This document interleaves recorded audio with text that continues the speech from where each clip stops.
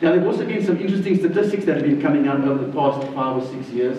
And these statistics, when they first came out, were showing that 50% of university leavers in America today are choosing sales as a career to go into. 50%. That's compared to only 2 or 3% in the 80s, 90s, and 20s.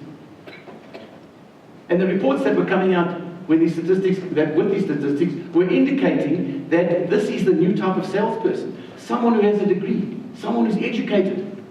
And when I first read this stuff, I was worried. I've been in sales my entire life. It's my business, it's my job, it's my profession, but I don't have a degree to go with it. But then the statistics started to show that 70% of these salespeople were not succeeding, and they were leaving the selling profession in their first or second year.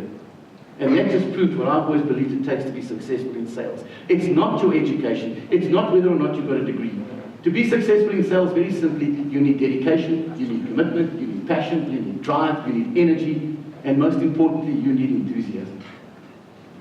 If you're not enthusiastic about what you're doing, you will not be successful in sales.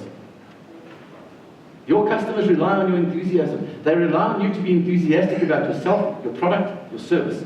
If you're not enthusiastic about what you're selling, you cannot expect the customer to be enthusiastic about buying from you. Because all of us are exactly the same. Whenever we buy something, we want the salesperson to be a little bit enthusiastic about what they're doing, because that makes it easier for us to make the buying decision. Imagine this. You're in a strange town at lunchtime. Never been in the town before, you don't know it, there are no recognized food outlets, but you need something to eat. You don't just walk into the first shop that sells food and say, "I'll have a hamburger, thank you." What do we usually do in a situation like that? First of all, we'll stand outside and hope someone walks out with something in their hand that we can have a look at. And then we're going to walk inside and we're going to start looking around to see if we can gauge what the quality of the food is like in here. And standing in front of you over there is the owner of the shop. So you say, "Hi, tell me something, what are your hamburgers like?" He's going to tell you, "My hamburgers, they're fantastic. They're the best in town." "Thanks, man, I'll take one."